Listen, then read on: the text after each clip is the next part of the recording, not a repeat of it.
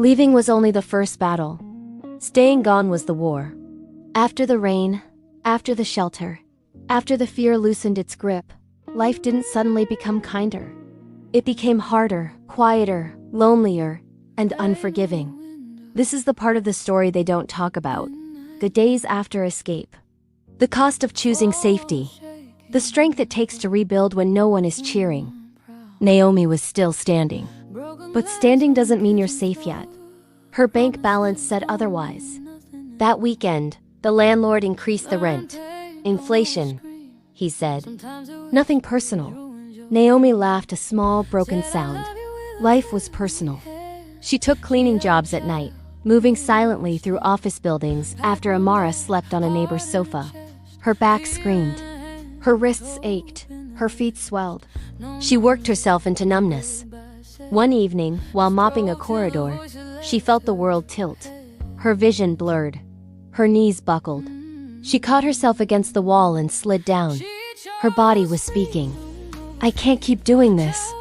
She sat there, her face buried in her hands, shaking silently. Are you okay? The building's night guard asked. No. She wasn't okay. She was drowning. But she said, I'm fine. She always said she was fine. The next day, she woke with a fever, but bills didn't care. So she worked anyway. Weak, dizzy, swallowing pain with every step. At school pickup, she fainted. The world went dark. She came to in an ambulance, with Amara crying beside her.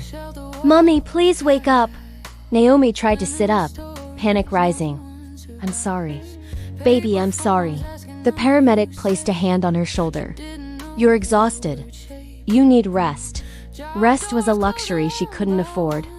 That night in the hospital, as she watched Amara sleeping in a chair too big for her tiny body, Naomi felt something heavy inside her crack open. I can't keep failing her. She deserves better than this barely surviving mother. She wept quietly until her throat hurt. But the breaking was necessary. Sometimes, collapse is the doorway to change. A social worker visited Naomi in the hospital. You need stability, she said gently. There are programs to help single mothers re-enter education or train for higher wage jobs. Would you consider that? Education? Training? The words sounded like sunlight, but also impossible. I don't think I can, Naomi admitted. I barely manage now. You don't have to manage alone, the worker insisted. We can help with childcare, grants, food support. You'd only work part-time while studying. No one had ever offered her options before, only judgment. That night, Naomi stayed awake thinking of the life she wanted for Amara. A life where she wasn't always apologizing for empty shelves. A life where she wasn't too tired to smile.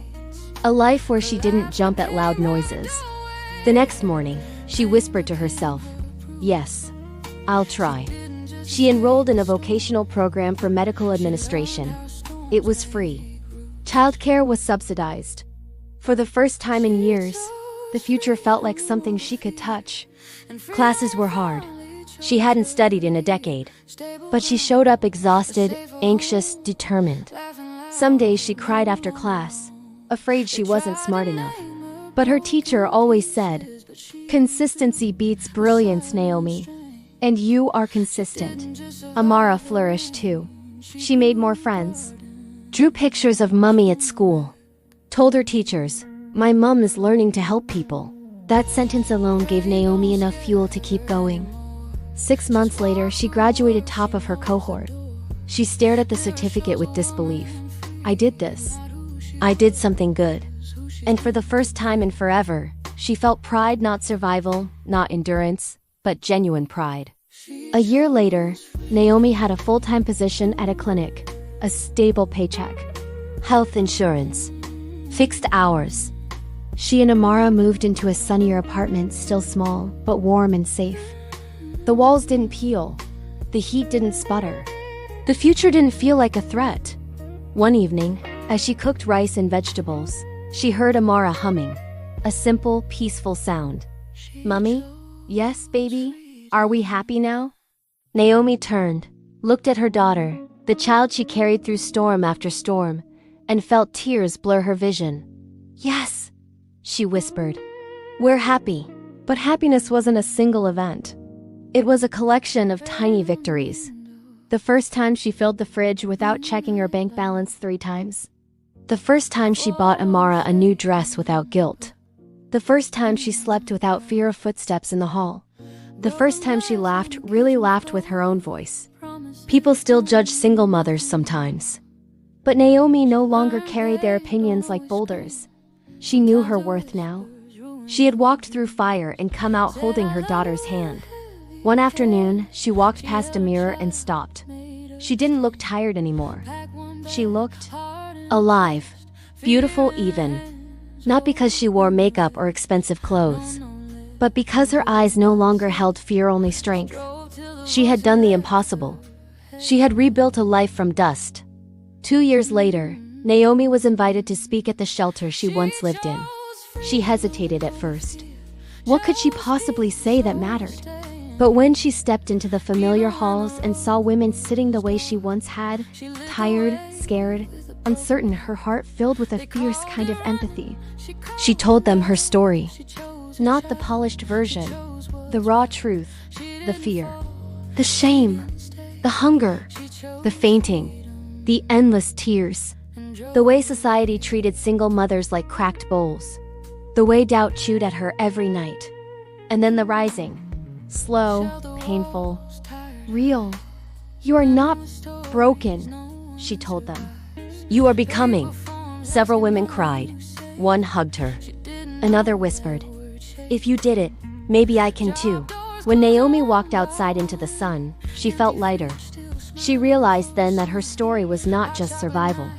It was transformation. She no longer saw herself as the woman who fled in the rain. She was the woman who grew gardens after storms. That evening, she and Amara sat on the balcony of their apartment, watching the sunset paint the sky in golds and purples. Mommy? Amara asked. Are you proud of us? Naomi smiled, a soft, glowing smile that came from deep inside. Yes, she said. More than you'll ever know. As the sun dipped below the horizon, Naomi closed her eyes. She remembered the rain-soaked night she left, the shelter, the hunger, the collapse, the rising, the triumph. And she whispered a quiet truth that felt like a prayer. I am free. Sometimes, freedom doesn't arrive with celebration. Sometimes it comes quietly. After the rain, after the fear, after survival has taken everything it can take. Naomi didn't win overnight. She didn't escape pain without scars. But she chose something stronger than fear. She chose safety. She chose growth. She chose her child's future. This wasn't just a story about leaving. It was a story about becoming.